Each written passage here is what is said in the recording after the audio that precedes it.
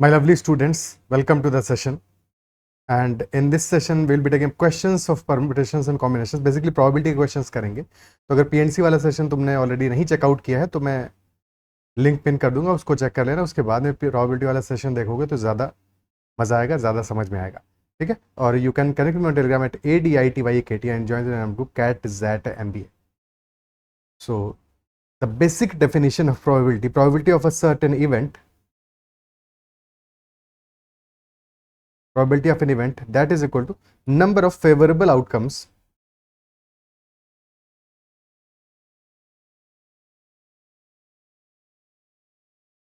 divided by number of total outcomes.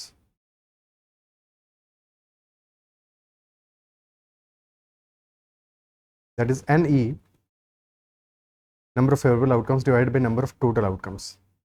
So for example, if you are playing with a dice और question पे probability of outcome being an even number, एक dice में 1 2 3 4 5 6 there are total 6 outcomes. Total outcomes कितने हैं? 6 हैं. और favourable outcomes है हमारे पास इवन नंबर्स 2 4 एंड 6, तो 3 आउटकम्स है, तो प्रोबेबिलिटी विल बी 1/2. ठीक है. और कभी भी किसी भी केस में टोटल प्रोबेबिलिटी यानी कि जितने भी हमारे पॉसिबल आउटकम्स होंगे, अगर हम टोटल प्रोबेबिलिटी की बात करें, that will always be equal to 1. And probability of a certain event that will always be either positive or equal to 0, और हमेशा 0 से लेके 1 के बीच में होगी. 0 इंप्लाइज कि that event is an impossible event, हो ही नहीं सकता है. For example, sun can not rise in the west. ठीक है. So that is impossible. और 1 implies that that event is 100% sure. Certain event है, श्योर इवेंट है, होना ही होना है, उसके अलावा कुछ और नहीं हो सकता. तो that is a certain event. तो हमेशा किसी भी इवेंट की प्रोबेबिलिटी 0 से लेके 1 के बीच में रहेगी. अब क्वेश्चंस को करना स्टार्ट करते हैं और बाकी छोटी छोटी बातों को क्वेश्चंस में समझते हुए चलेंगे. First question, what is the probability of drawing a king और a heart from a deck of cards. एक डेक ऑफ कार्ड्स में टोटल कार्ड्स होते हैं 52, 4 सूट्स होते हैं and 13 cards each of all the suits. और 13 कार्ड्स कौन कौन से होते हैं? 13 cards are from 1 which is also called ace, Ikka 1 2 3 till 10, and then Jack, Queen and King, which are face cards. तो क्वेश्चन कह रहा है what is the probability of drawing a king और हार्ट. तो टोटल हार्ट कितने होंगे? Heart के 13 cards होंगे और किंग होंगे 4, बिकॉज हर एक सूट में एक होगा, हर एक सूट में होगा. क्वेश्चन कह रहा है या तो किंग आए या तो हार्ट आए, दोनों में से कुछ भी आएगा तो चलेगा. बट यहाँ पे एक चीज ध्यान देने वाली क्या है कि देखो 4 किंग है, 13 हार्ट के कार्ड्स हैं, बट हार्ट के कार्ड्स में एक किंग ऑफ हार्ट्स भी है, दिलों का राजा. ठीक है. किंग ऑफ हार्ट्स भी है और इन 4 कार्ड्स में भी वो किंग ऑफ हार्ट्स है. तो बेसिकली अगर तुम ध्यान से देखोगे टोटल नंबर ऑफ कार्ड 17 नहीं होंगे, 16 होंगे, बिकॉज 4 किंग्स है, जिनमें से कि 3 तो सेपरेट हो गए, बट एक किंग जो हार्ट का किंग है, और टोटल 12 और टोटल 16 कार्ड्स हैं. ठीक है, जिनकी बात हो रही है यहाँ पे. तो 16 are favourable cards, total cards है 52. तो प्रोबेबिलिटी हमारी इस इवेंट की हो जाएगी 16/52 एंड नॉट 17/52. तो answer will be 4/13, which is option D. Easy question, but ये छोटी सी बात ध्यान रखनी थी, हालांकि ऑप्शन ऐसे दिए थे, तुमने 17/52 कर भी दोगे तो ऑप्शन नहीं मिलेगा, तो गलती नहीं होगी तुमसे. तो सीमेट 2019 का एक आसान सा सवाल. Next question, what is the probability of getting a 9 or a 10 on a single throw of 2 dice. हम 2 डाइसेस को साथ में थ्रो कर रहे हैं. तो what is the probability that will be getting outcome of 9 और एन आउटकम ऑफ 10. 9 आने के क्या क्या तरीके हैं भाई? सबसे पहले एक्सट्रीम से स्टार्ट करो. एक डाइस पे हमारा 6 आ गया, तो दूसरे पे 3 आ जाएगा, 9 हो जाएगा, 6 + 3, और या फिर हो जाएगा 5 + 4, 4 + 5 एंड 3 + 6. तो टोटल 4 केसेस बनेंगे 9 आउटकम आने के. 10 आउटकम के लिए क्या आना चाहिए? एक पे 6, एक पे 4, 6 + 4, 5 + 5 एंड 4 + 6. तो 3 केसेस बन गए, यानी कि या 4 केसेस 9 के लिए बने, 3 केसेस बने 10 के लिए. तो इनमें से कुछ भी आएगा चलेगा, 9 और 10, और यानी कि प्लस, यानी कि टोटल 7 केसेस है फेवरेबल. तो probability of the event will be 7. आगे हमारा न्यूमरेटर में, डिनोमिनेटर में क्या आएगा? 2 डाइसेस थ्रो कर रहे हैं, पहले में 6 ऑप्शन है, दूसरे में 6 ऑप्शन है, टोटल 36. तो 7/36 will be our answer, option C in this case. Clear? Okay. Next question, A and B throw a pair of dice alternately till one gets a sum of 10 and wins the game. अगर किसी एक का भी 10 आ जाता है सम, तो game वहीं पे खत्म और वो बंदा जीत जाएगा. Find the probability of A winning the game if A starts first. ठीक है, तो एक पेयर ऑफ डाइस को बार बार थ्रो कर रहे हैं, बार बार थ्रो कर रहे हैं, तो नंबर ऑफ आउटकम्स टोटल कितने आएंगे जब पेयर ऑफ डाइस को थ्रो करोगे? 6 × 6 36, 36 आउटकम्स होंगे, नंबर ऑफ आउटकम्स, ठीक है, 36 होगा। और साथ में हमें इसमें क्या पता है, 36 टोटल आउटकम्स हो गए। और काम के आउटकम क्या है, जबकि सम ऑफ 10 आ रहा है, ऑलरेडी हम देख चुके हैं सम ऑफ 10 हमारा 3 तरीकों से आ सकता है। सो फेवरेबल आउटकम्स हो गए हमारे 3, भाई 3 आउटकम्स हो गए फेवरेबल। तो प्रोबेबिलिटी कि 10 आए, इसकी प्रोबेबिलिटी क्या होगी, that will B 3/36 which is 1/12।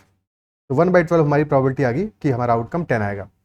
और 10 नहीं आएगा, इसकी प्रोबेबिलिटी क्या होगी, दैट विल बी 1 - 1/12 यानी कि 11/12।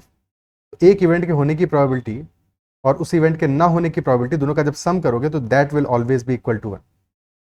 तो ना होने की probability will be 1 - the probability of that event happening, ठीक है। तो यहाँ पे 11/12 आ गई प्रोबेबिलिटी 10 नहीं आने की। अब ए को हमें जिताना है और ए ही गेम स्टार्ट कर रहा है, तो या तो ए ने गेम स्टार्ट किया और पहली चाल में ही 10 आ गया, बल्ले बल्ले जीत गया वो, ठीक है, पहली चाल में ही जीत गया। या फिर हो सकता है कि ए ने स्टार्ट किया बट 10 नहीं आया। अब क्योंकि हमें ए को ही जिताना है तो अब अगली चाल बी की होगी, बट बी को जीतना नहीं है। So if B has not won, तो यहाँ पे बी के पास भी 10 नहीं आया होगा और फिर नेक्स्ट चाल में ए के पास 10 आ गया, ये केस बन सकता है, ठीक है। या फिर एक बार ऐसा हुआ, अब फिर ये हो सकता है ए के पास 10 नहीं आया, बी के पास भी 10 नहीं आया, फिर एक ने खेला फिर भी 10 नहीं आया, फिर बी ने खेला फिर भी 10 नहीं आया, और फिर ए के पास आया 10। तो ऐसे multiple cases, infinite many cases बन सकते हैं। अब इनको समअप करेंगे, पैटर्न आइडेंटिफाई करेंगे, तो ए के पास पहली चाल में ही 10 आ जाए, इसकी प्रोबेबिलिटी होगी 1/12।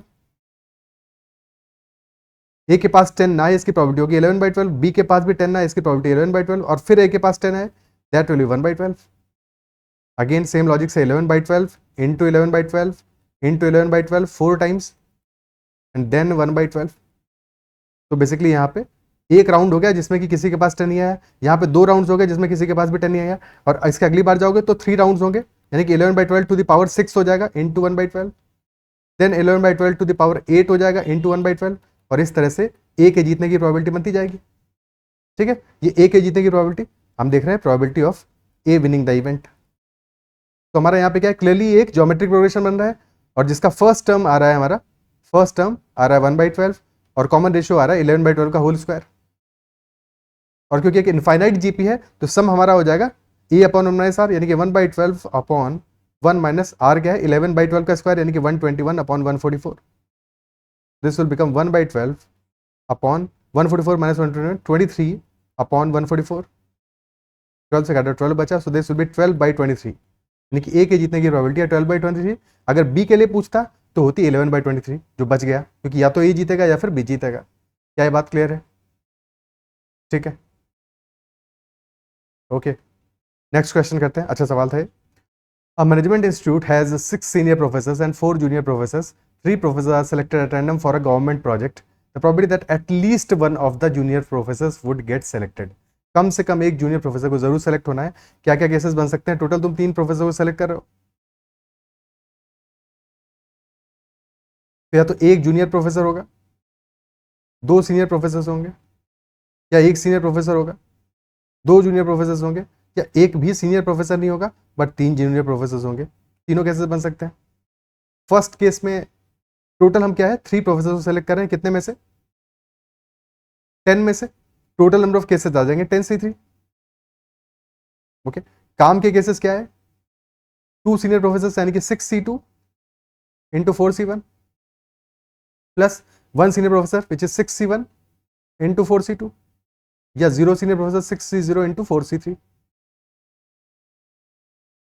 तो न्यूमरेटर हो जाएगा 6C2 is 15 into 460 plus 6 into 6 36 because 4C2 is 6 plus 1 6C0 is 1 into 4C3 यानी 4C1 1 into 4 plus 4 and that divided by 10C3 1098 by 6, तो दैट इज 120 आ गया, और ऊपर आ गया 100/120 यानी 5/6 आ रही है प्रोबेबिलिटी। ये एक तरीका हो गया, ठीक है। या फिर ऐसा कर सकते हो कि वो केसेस रिमूव कर दो जबकि एक भी जूनियर प्रोफेसर को हमने सेलेक्ट नहीं किया है टोटल केसेस में से, तो टोटल केसेस में से अगर वो केसेस रिमूव कर दोगे और प्रोबेबिलिटी हमें चाहिए that greater than equal to 1 junior professor हो, तो 1 इस टोटल प्रोबेबिलिटी, इसमें से वो केसेस रिमूव कर दो जबकि एक भी सेलेक्ट नहीं किया तुमने जूनियर प्रोफेसर, यानी कि 0 junior professors or all the 3 senior professors, which implies 6C3 multiplied by 4C0 divided by 10C3. 6C3 is 20 और 4C0 1 है, तो 1 minus 20 by 120, 1 minus 1 by 6 which is nothing but 5 by 6 only. तो ये case ज़्यादा आसान हुआ क्योंकि यहाँ पे एक ही केस हमें कैलकुलेट करना पड़ा, स्ट्रेट अवे आंसर आ गया. तो सेकंड मेथड जो है ये ज़्यादा प्रेफरेबल है in comparison to first method. तो ये बात समझ पा रहे हो. तो हमेशा ज़रूरी नहीं है कि हम सारे केसेस को कैलकुलेट करें, कभी कभी ऐसा ज़्यादा बेटर ऑप्शन होगा कि हम इंस्टेड ऑफ दैट एक जो पर्टिकुलर केस है या 2 पर्टिकुलर केस हैं जो कि हमारे काम के नहीं है उनको हटा दें और अपना आंसर निकाल लें. Clear? Next question. You have to match list 1 with list 2 while it is given that A and B are events. Probability of event A is 2 by 3. Probability of event B is 1 by 2. And probability of A intersection B is 1 by 3. 2 by 3, 1 by 2 and 1 by 3. Okay. तो LCM क्या ले सकते हैं इसका? Event A की probability होगी 4 by 6, 1 by 2, 3 by 6 हो गई और ए इंटरसेक्शन बी की हो गई 2 by 6. इससे बेनिफिट क्या आएगा कि अब हम वेन डायग्राम बना सकते हैं इनका.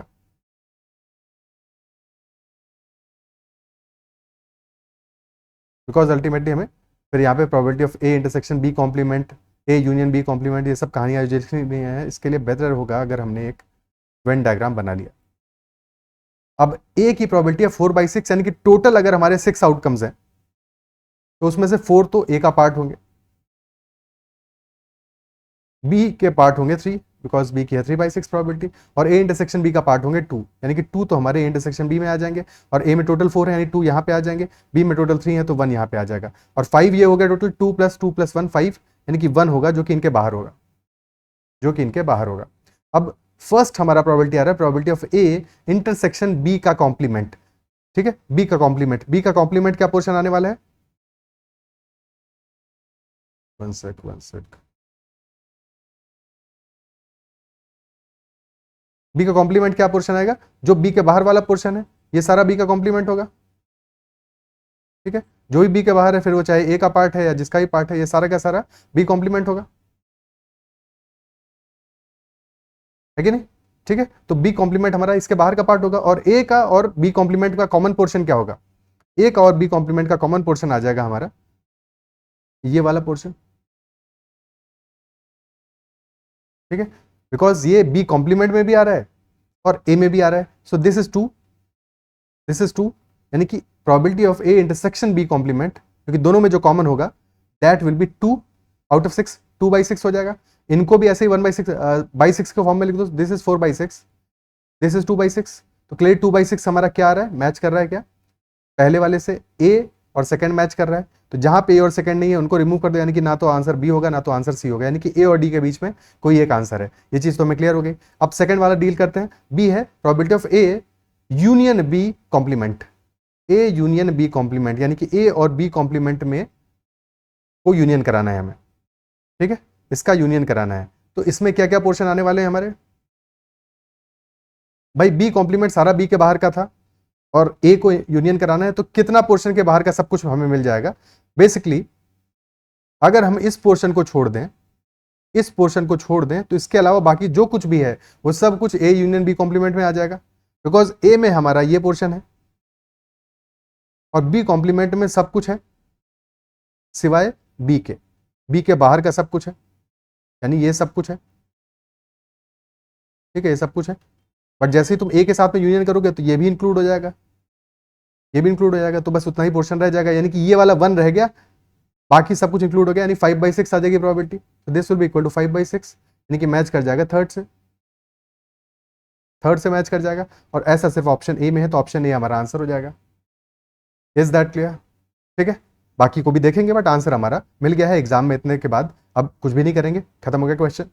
ऑप्शन सी को देखते हैं. Probability of A complement intersection B complement. A complement यानी कि ए के बाहर का पूरा और बी कॉम्प्लीमेंट यानी कि एनीथिंग एवरीथिंग आउटसाइड बी. ठीक है, तो ए के बाहर और बी के बाहर में कॉमन क्या है? कॉमन होगा ये वाला portion, all this portion that is outside. ठीक है, सिर्फ एक 1 by 6, so this is equal to 1 by 6, यानी कि 4 से मैच करेगा.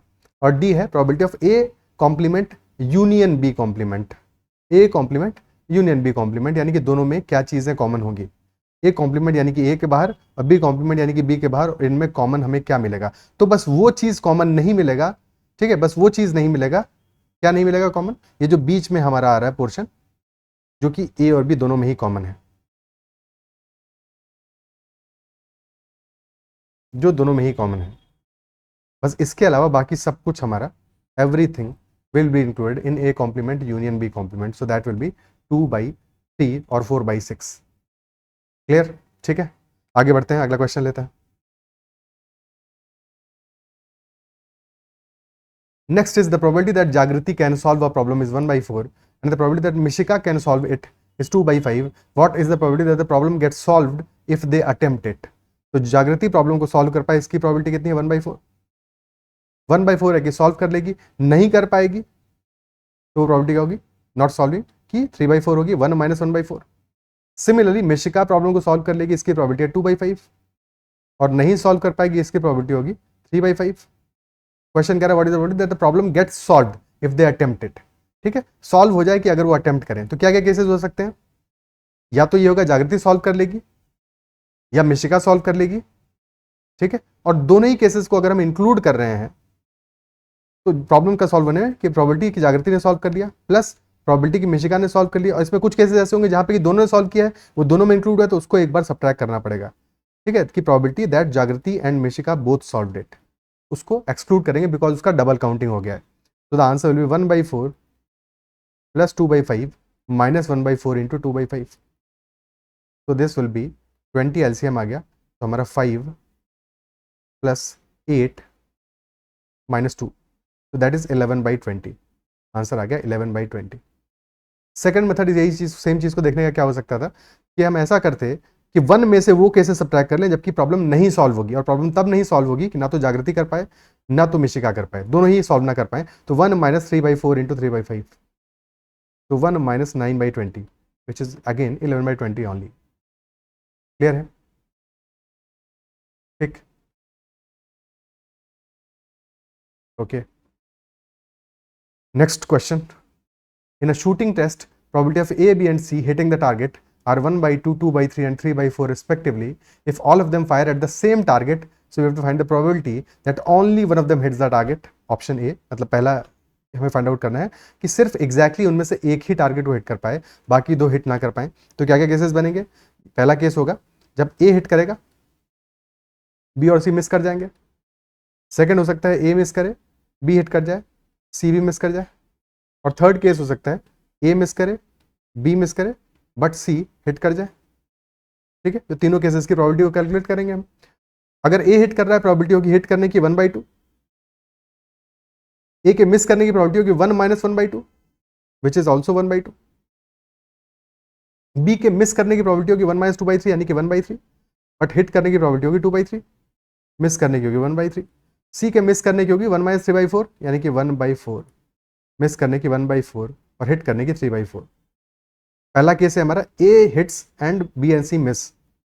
ठीक है, A hits and B misses and C misses, and यानी मल्टीप्लिकेशन। तो ये हमारा केस आ गया पहले वाले केस की प्रोबेबिलिटी। अब पहला नहीं होगा तो दूसरा होगा और यानी कि एडिशन, यहाँ भी होंगे सारे मल्टीप्लिकेशन, और यानी एडिशन, फिर यहाँ भी होंगे सारे मल्टीप्लिकेशन। अब इनको ऐड कर दोगे। ठीक है, जब ऐड करना है तो एक चीज ध्यान रखनी है, कभी भी ये नहीं करना है सिंप्लीफाई करना स्टार्ट कर दो कि इस 2 से इस 2 को काट दिया, बिल्कुल भी ऐसा नहीं करना है, ऐसी गलती नहीं करनी है। डिनोमिनेटर को साथ में लिखो, 2 × 3 × 4 दैट इज 24, और न्यूमरेटर में पहले यहाँ से आ रहा है 1, यहाँ से आ रहा है 2, तो 1 + 2 + 3 यानी कि 6/24 विच इज 1/4 ओनली। 1/4 आ गया ऑप्शन ए। ठीक है, यानी 1/4 answer, only 1/1 of them hits the target. क्या ये बात क्लियर है? ठीक है, सेकेंड है at least one of them hits the target. दोनों में डिफरेंस है। एटलीस्ट का मतलब क्या हुआ कि एक भी करेगा तो चलेगा, कि सिर्फ ए ने कर दिया तो भी कोई दिक्कत नहीं है, या सिर्फ बी ने कर दिया तो भी कोई दिक्कत नहीं है, या सिर्फ सी ने कर दिया तो भी कोई दिक्कत नहीं है, या फिर ए और बी दोनों ने कर दिया तो भी कोई प्रॉब्लम नहीं है, या फिर बी और सी दोनों ने कर दिया तो भी कोई प्रॉब्लम नहीं, या फिर सी और ए दोनों ने कर दिया तो भी कोई प्रॉब्लम नहीं। ओनली ऑब्वियसली कि A and B only, B and C only, या फिर यहाँ पे है ए ओनली। ठीक है, तो ओनली लिखा नहीं है, बस समझ लेना। और या फिर ए बी सी तीनों ने हिट कर दिया तब भी हमें कोई दिक्कत नहीं है। क्या नहीं होना चाहिए? बिकॉज कितने सारे केसेस बनेंगे, सब केसेस को अलग अलग कैलकुलेट करोगे तब तो हो चुका। तो बेटर क्या होगा, क्या नहीं होना चाहिए कि नोबडी हिट्स द टारगेट। तो बी में हम क्या करेंगे, 1 माइनस किसी ने भी टारगेट हिट नहीं किया, यानी कि ए ने भी मिस किया, बी ने भी मिस किया और सी ने भी मिस किया, बस ये वाला केस रिमूव कर दो, बाकी हमारा काम हो जाएगा। ए के मिस करने की प्रॉबिलिटी 1/2, बी के मिस करने की 1/3, सी के मिस करने की 1/4, तो 1/2 इंटू 1/3 इंटू 1/4 यानी कि 1 minus 1/24, so 23/24 will be our answer for option B, 23/24। Clear है, ए के लिए आंसर हो गया 1/4, बी के लिए हो गया 23/24। तो दोनों में लैंग्वेज में फर्क है और आंसर भी डिफरेंट आएगा। क्या ये बात समझ पा रहे हो? ठीक है, अगला question. In a box there are 8 yellow balls and 4 black balls. If 3 balls are drawn at random, what is the probability that 2 are yellow and 1 is a black ball? 2 yellow ball और एक black ball है। 8 yellow में से 2 yellow select करनी है 8C2, 4 black में से एक ब्लैक सेलेक्ट करनी है 4C1, और टोटल बॉल्स है हमारी 12, तो 12 में से 3 सेलेक्ट करनी है, तो डिनोमिनेटर आ जाएगा 12C3। बस सॉल्व हो गया क्वेश्चन। तो 8C2 is 8 into 7/2 28 into 4 divide by 12C3, 12 into 11 into 10 divide by 6, तो 6 से गया 2 टाइम्स, 2 से बचा 2, यहाँ बचा 5, तो 28/55 आ गया, ऑप्शन बी। क्लियर? ठीक है, next question. A bag contains 6 red balls, 11 yellow balls and 5 pink balls. 2 balls are drawn at random from the bag, one after another. पहले एक बॉल ड्रॉ किया, फिर इसके बाद में सेकंड बॉल ड्रॉ किया। अब जाहिर सी बात है, जब हमने फर्स्ट बॉल ड्रॉ की टोटल नंबर ऑफ बॉल्स कितना था? 6 + 11 + 5, यानी कि नंबर ऑफ बॉल्स था 22। अब जब पहली बॉल को ड्रॉ कर लिया तो नंबर ऑफ बॉल्स कम हो जाएगा, घट जाएगा, 21 बच जाएगा। तो सेकंड बॉल जब ड्रॉ करेंगे number of balls will be 21 only. Question is saying first ball should be red and second ball should be yellow. इसकी प्रोबेबिलिटी हमको चाहिए। तो अगर फर्स्ट रेड में से आनी चाहिए, रेड है 6, तो 6/22 प्रोबेबिलिटी होगी फर्स्ट रेड की। Now number of balls remaining are 21, but yellow ball तो पहली वाली निकली नहीं है, तो येलो बॉल अभी भी 11 है, तो येलो बॉल आने की प्रोबेबिलिटी होगी 11/21। आंसर हमारा क्या आ जाएगा? 11 से 2 टाइम्स जाएगा, 3/21, 3 से 7 टाइम्स, यानी कि 1/7 आंसर आ जाएगा, 1/7, option A. Next question. Brother and sisters both appear for an interview. The probability of the selection of brother is 1/8, while the probability of rejection of sister is 4/5. Brother की selection की probability given है 1/8 और sister की rejection की probability given है 4/5। यानी कि selection की probability sister की कितनी है? Selection की कितनी है? 1 - 4/5, which is 1/5. So what is the probability that only one of them gets selected? यानी कि जब brother select हो जाएगा तो sister को reject करना पड़ेगा, और जब brother reject हो गया तो सिस्टर को सिलेक्ट करना पड़ेगा। ब्रदर का सिलेक्शन 1/8, सिस्टर का रिजेक्शन 4/5। ब्रदर का रिजेक्शन विल बी 1 - 1/8 यानी 7/8, और सिस्टर का सिलेक्शन हो जाएगा 1/5। ऐड कर दोगे तो 4 + 7 11/40 will be our answer, option A. Shooting वाले क्वेश्चन जैसा एग्जैक्टली, ठीक है, या क्वेश्चन अटेम्प्ट करते समय एक ने सही किया या दो ने सही किया, जैसा भी क्वेश्चन होगा बिल्कुल वैसे ही सिमिलर पैटर्न का क्वेश्चन है। Next one. In a box there are 8 yellow balls and 4 black balls. If 3 balls are drawn at random, what is the probability? ये क्वेश्चन तो ऑलरेडी हमने किया हुआ है, ऑप्शन बी आंसर आया था, दोबारा आ गया है, ठीक है, डबल टाइम आ गया, सीमेट का प्रीवियस ईयर का क्वेश्चन है, दोबारा आ गया। चलो अगला question. In a class of 125 students, 70 passed mathematics, 55 passed statistics and 30 passed both. The probability that a student selected at random from the class has passed only one subject. सिर्फ एक subject पास किया है, ठीक है, 70 ने पास किया है मैथमेटिक्स, 55 ने पास किया स्टैटिस्टिक्स, मैथ के 70 है, स्टैटिस्टिक्स के 55 है, और 30 ने दोनों पास किए तो 30 को पहले लिख दो। अब 30 ने दोनों पास किए, टोटल मैथमेटिक्स के 70 यानी 40 बच गए, 40 are have passed only mathematics. Similarly statistics में 30 ने दोनों पास किया है तो बच गया 25, 25 हैव पास्ड ओनली स्टैटिस्टिक्स, यानी कि ओनली मैथ और ओनली स्टैटिस्टिक्स में कितना नंबर है? 40 और 25, तो 40 + 25, this is the number who have passed only one subject, isn't it so? और डिवाइड बाई 125 टोटल केसेस, तो ये हमारे हो गए जिन्होंने की the probability of passing only one, passed only one subject, that is 65/125, 13/25, option A answer आ जाएगा। क्लियर? ठीक है, next one. 3 friends have their birthdays in the same week but on different days. Same week में है but different days पे है, यानी कि किसी का Monday, Tuesday, Wednesday, Thursday, Friday, Saturday and Sunday, इनमें से किसी किसी दिन पे पड़ा है 3 फ्रेंड्स का। तो what is the probability that all 3 of them have their birthdays on week days? सारे 3 फ्रेंड्स का बर्थडे वीक डेज पे हो। अब फॉर ऑल प्रैक्टिकल पर्पज जो वीक डेज हम मानेंगे मंडे से फ्राइडे तक मानेंगे, ठीक है, और सैटरडे संडे वीकेंड्स है, these two are weekends. Question कह रहा है कि सारे फ्रेंड्स का बर्थडे वीकडेज से पड़ा हो, यानी कि वीकडेज में से कोई 3 दिन हमें सेलेक्ट करने हैं। तो काम के केसेस के हो गए हमारे 5C3, और टोटल केसेस क्या होंगे, सारे 7 में से कोई भी 3 हम सेलेक्ट करेंगे। ठीक है, 5C3 will be nothing but 5 × 4 × 3, अरे 5C3 वैसे तो 10 ही आ रहा था सीधे, डिवाइड बाई 6, और 7C3 हो जाएगा 7 × 6 × 5 बाई 6, 6 से 6 कैंसिल आउट हो गया। ठीक है, 6 से काटा, ऊपर बचेगा 2, 5 से 5 कैंसिल आउट हो गया, 2/7 हमारा आंसर आ जाएगा, 2/7 ऑप्शन बी। क्लियर है? Okay, next question, find the probability that the 3 cards drawn at random are each of different suit and different value. एक अच्छा सवाल है, थोड़ा सा सोचना पड़ेगा इसमें, कि 3 कार्ड्स को हम ड्रॉ कर रहे हैं randomly and all the 3 cards should be of different suit and different value. यानी कि अगर पहला वाला कार्ड हमारा हार्ट का एस है, तो अब जो नेक्स्ट कार्ड हमारा ड्रॉ होगा, अगला वाला कार्ड, पहली चीज तो हार्ट का नहीं होना चाहिए। ठीक है, लेट अस से वो डायमंड है और डायमंड का 10 है, पहला है, तो अब जो नेक्स्ट कार्ड है वो ना तो हार्ट हो सकता है ना तो डायमंड हो सकता है। ठीक है, let us say that card is an spade, spade है, और फिर स्पेड का 9 है, तो तीनों डिफरेंट कार्ड और तीनों डिफरेंट सूट। ठीक है, जब पहला कार्ड ड्रॉ कर रहे हो तुम, when you are drawing a first card, what should be the favourable outcome. Ultimately हमें 3 कार्ड चाहिए, तीनों कार्ड डिफरेंट सूट और डिफरेंट वैल्यू के, but when you are drawing the first card, card number 1, then is there any favourable outcome. कोई भी card आ जाए, कोई भी कार्ड आ जाए, अभी कोई कंडीशन तो है नहीं, कुछ भी और कंडीशन नहीं, the only condition is that each should be of different suit and different value. So for the first card there is no condition, all the cards are favourable. सारे कार्ड, कुछ भी आएगा सब तुम्हारे काम का है, तो probability of favourable outcome will be 1। 52/52 लिख दो या डायरेक्टली 1 लिख दो। ठीक है, सारे कार्ड्स काम के हैं, लेकिन अब तुम एक कार्ड को ड्रॉ कर चुके हो, तो कुछ ना कुछ तो आउटकम निकला होगा तुम्हारा। एक तुम्हारा 13 में से कोई एक पर्टिकुलर कार्ड का वैल्यू निकला होगा, और 4 में से कोई एक पर्टिकुलर सूट निकला होगा तुम्हारा, किसी सूट का कार्ड निकला होगा। तो अब एक सूट का कार्ड तुम निकाल चुके हो, तो नंबर ऑफ सूट्स रिमेनिंग कितने बचेंगे कार्ड 2 के लिए, 3 सूट्स बचेंगे, और 12 वैल्यू कार्ड्स, 12 वैल्यूज बचेंगी रिमेनिंग, क्योंकि एक वैल्यू जो निकल गई वो तो अब दोबारा नहीं निकाल सकते। क्या ये बात समझ पाए? तो अब सेकंड कार्ड के लिए अवेलेबल ऑप्शंस कितने होंगे, 3 suits and 12 values.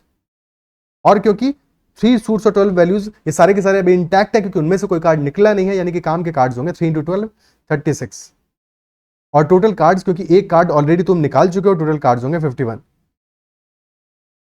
Are you able to appreciate this point?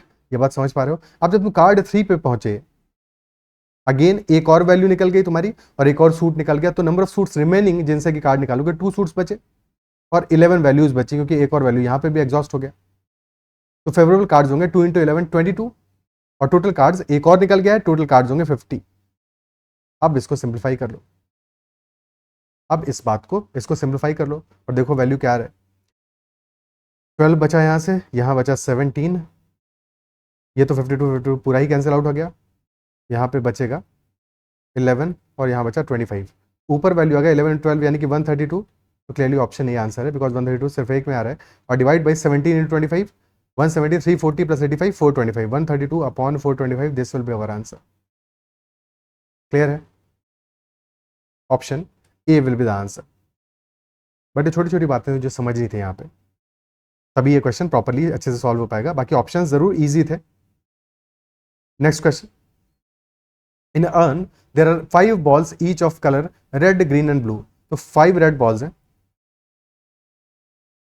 5 green balls हैं, एंड 5 आर ब्लू बॉल्स।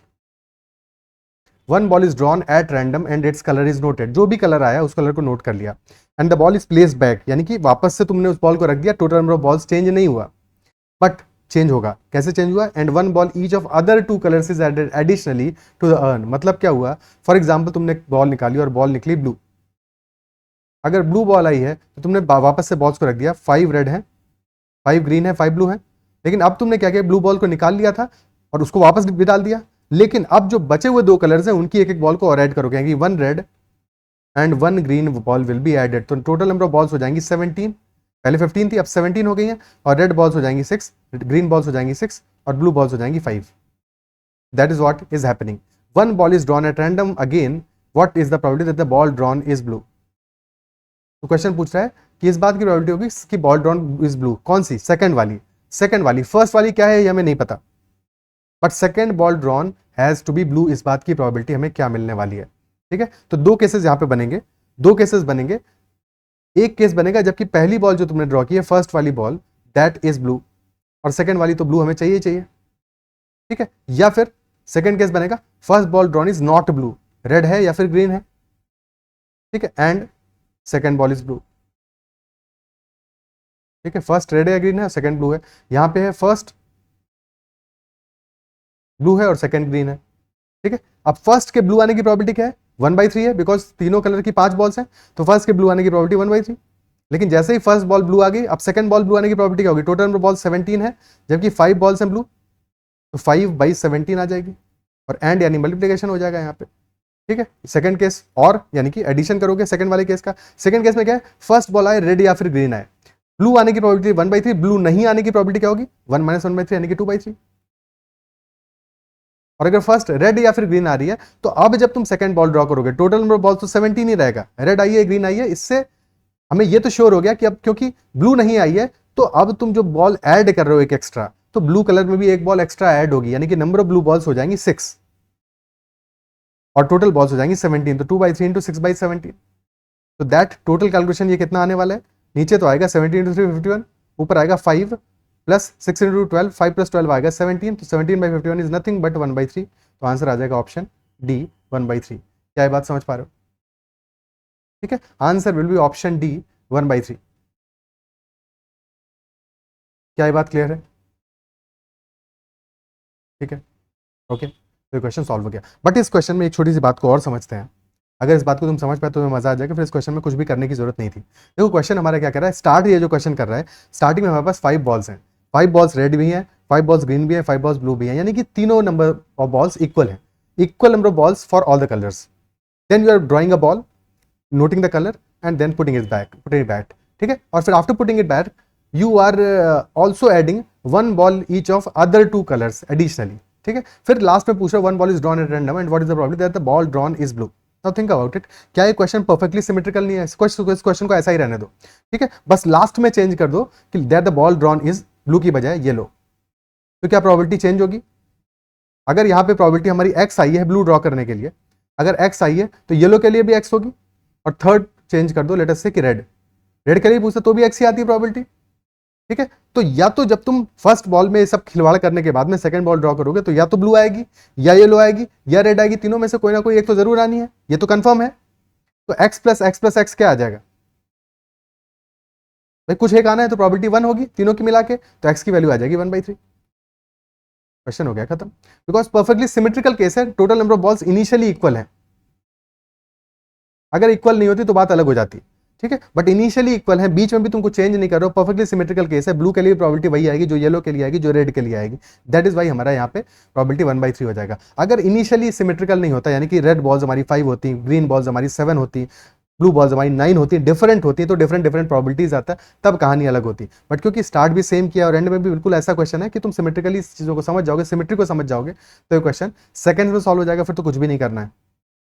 ठीक है, फिर केसेस कुछ भी नहीं बनाने, स्ट्रेट अवे आंसर आ रहा है अपना। क्या ये बात अप्रिशिएट कर पा रहे हो?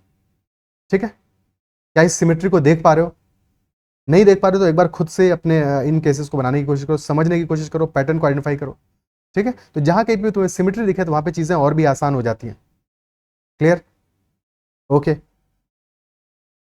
सो these are all the questions. I believe session पसंद आया, क्वेश्चन समझ में आए होंगे। किसी भी क्वेश्चन में डाउट रहा हो तो कमेंट जरूर मेंशन करना। सेशन पसंद है उसको लाइक जरूर करना है, और अगर अब तक चैनल को सब्सक्राइब नहीं किया है तो जरूर करना, अपने फ्रेंड्स से भी जरूर शेयर करना, और टेलीग्राम पे मुझे मैसेज कर सकते हो @ADITYKD। तुम्हारा कोई क्वेश्चन क्वेरी स्पेसिफिकली प्रोबेबिलिटी या इन जनरल किसी भी टॉपिक से, तो भी मुझे मैसेज करना, और टेलीग्राम ग्रुप CAT-ZAT MBA को भी ज्वाइन कर सकते हो। Okay, bye, take care.